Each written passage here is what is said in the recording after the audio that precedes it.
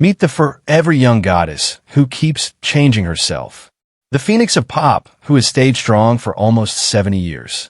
From a little girl left alone in an orphanage with torn shoes held together by rubber bands, she climbed up to run an empire worth more than $360 million. Nobody else in the music business has lasted like her. She gave us I Got You Babe, and the world believed. She gave us Believe, and the world has never stopped believing. Her money is amazing. More than 100 million records sold around the world. A long-running Las Vegas show that made over $250 million plus tours that broke records, but also left her knees so puffy she needed shots backstage just to keep going. She owns an Italian Renaissance-style mansion in Malibu, sitting high above the Pacific Ocean, worth tens of millions of dollars, with huge bronze doors, cool marble floors, and windows opening to endless ocean views. Spread across Beverly Hills are more multi-million-dollar homes. Her garage holds luxury cars, Rolls-Royces shining under the lights, a Porsche 911 roaring like a heart that never stopped burning, a Cadillac Escalade carrying moments of winning and sadness through the years. But this story is not about money. It is about what it costs to get it. Because every dollar in that empire carries a scar. Every home, every car is a quiet witness to the nights she stood on stage with shaking legs. Behind the amazing fireworks were nights she fell down from being so tired backstage. Behind the cheers were long, quiet hours where she couldn't breathe right, fighting her own body so she wouldn't let down her audience. Cher's earliest memories were not lullabies, but the heaviness of being poor. Born on May 20th, 1946 in El Centro, California, she came into a world already broken. Her mother, Georgia Holt, sang with the heart of a dreamer, but stood behind a donut counter in Fresno to survive, while her father, John Sarkeesian, an Armenian-American truck driver, disappeared almost as quickly as he showed up. Their quick marriage fell apart before Cher could form her first words. George's life became a desperate merry-go-round of husbands, 7 in all. At just 2 years old, Georgia left Cher in the care of a Catholic orphanage. It was not meanness, but what had to be done. Still, the picture stays haunting. A toddler with wide, questioning eyes holding onto strangers' hands while her mother walked away. She bounced between her grandparents' small house and rented rooms that smelled of dust. She remembered nights under thin blankets, the winter air slipping through cracks in the walls, and the shame of wearing clothes so torn up they made people whisper at school. Once she tied rubber bands around the bottoms of her ruined shoes just to make it through another day. She was not just poor, she was invisible. In classrooms, her struggle with dyslexia marked her as lazy. By 16, that hunger to escape burned hotter than her shame. She dropped out of school, packed a small suitcase, and got on a bus to Los Angeles. The city offered her 1-week lifeline. Sonny Bono. He gave her a couch when she had nowhere else to sleep.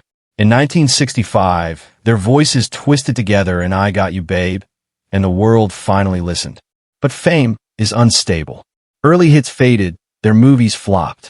To survive, they moved to smoky Las Vegas stages. Night after night, Cher sang not for glamour, but to survive. When fame began to fade in the late 1960s, Cher, barely in her 20s, and Sonny faced a harsh truth. They were running out of time and money. They changed themselves into a nightclub act in Las Vegas. By 1971, the Sonny and Cher Comedy Hour arrived on television, beaming into millions of homes. For Cher, just 25, it was proof that survival could sometimes look like winning. But behind the laughter, their world was falling apart. Their marriage was held together not by love, but by their legacy. By 1974, that glue melted. Cher filed for divorce, and in 1975, both their marriage and their work bond collapsed. Cher walked away nearly broke. At 29, she grieved the end of her first great love while staring into money ruin. With little more than courage, she started her own show in 1975, simply titled Cher. It became a hit.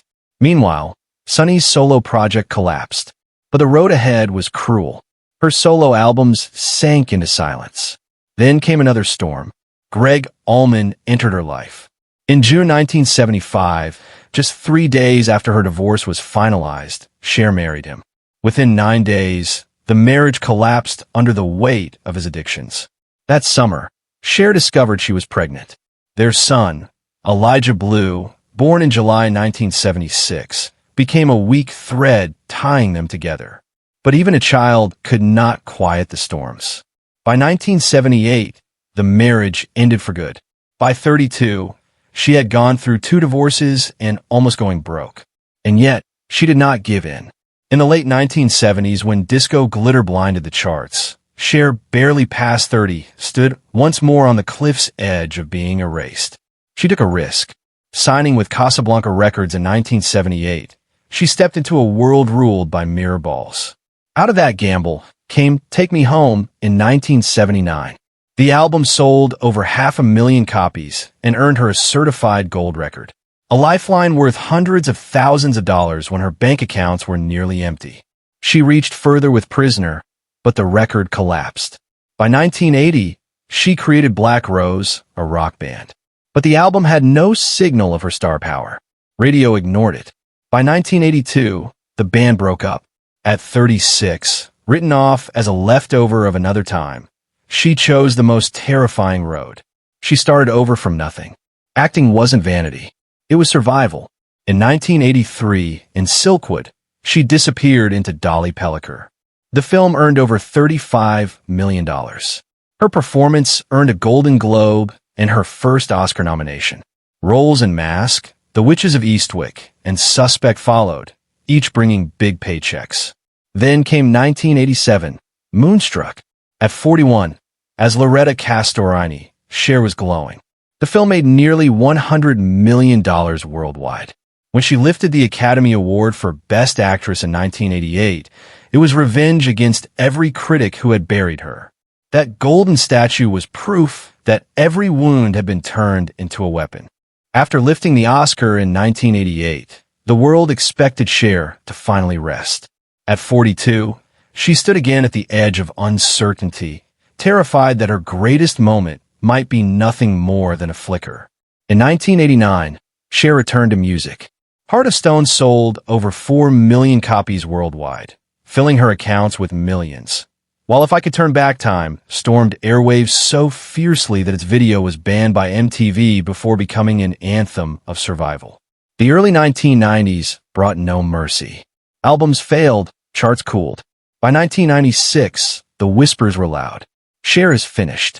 Millions she had earned drained away. Then came 1998, her final gamble. At 52, she recorded Believe. It exploded across the globe. 11 million albums sold, more than $100 million made. Cher didn't just save her career, she rewrote an era. Yet the cost was huge.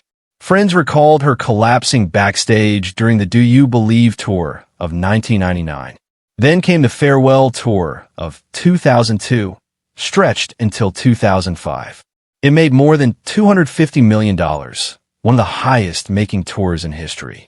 Each night, fireworks lit arenas. Each morning, her knees swelled until she needed injections just to stand. Fans saw diamonds sparkling. She saw purple bruises beneath her skin. But beneath the rhinestones, there was a darker list.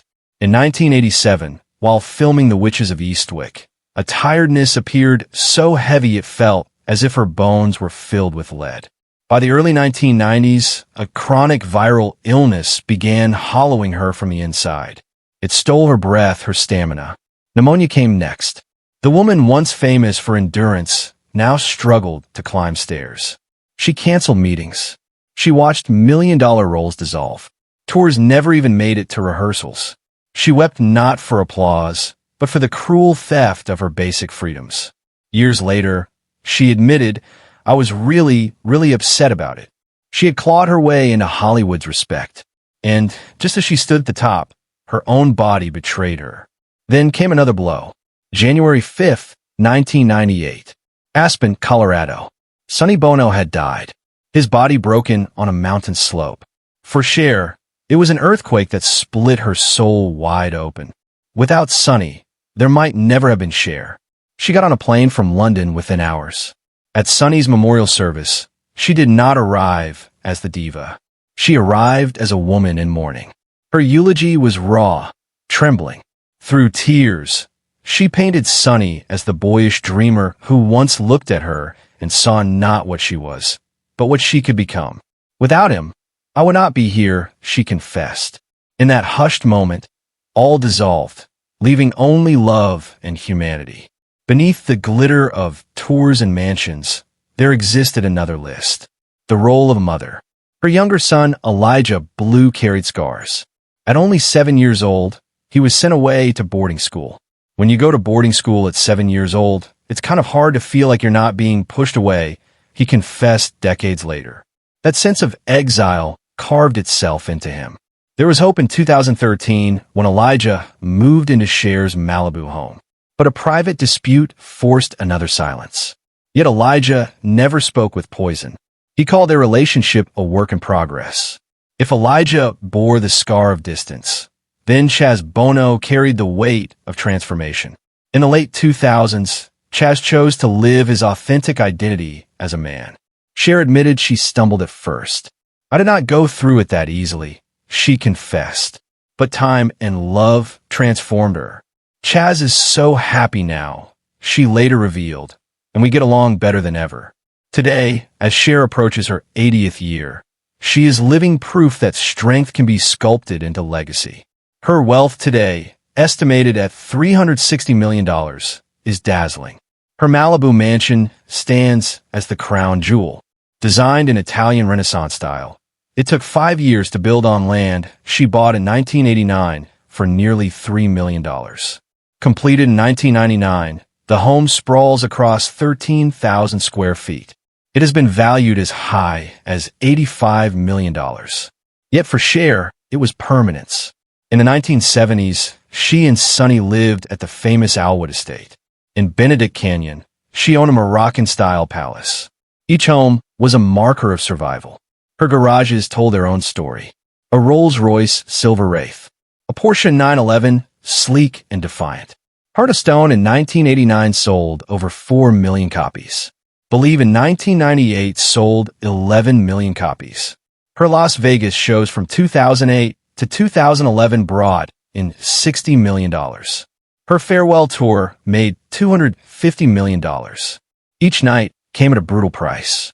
Yet despite the size of her empire, Cher's present life is intimate. She wakes to quiet mornings of meditation. Some days I look in the mirror and see my mother. Some days I see a stranger. But I always see someone who survived. Against all odds, Cher has allowed love to re-enter her life. She has become not just the guardian of her own story, but the advocate of others. So what is Cher's real fortune? Is it the Malibu mansion? The Rolls Royces? Or is it something more indestructible? The ability to rise after every collapse, to turn betrayal into brickwork, illness into armor, heartbreak into empire.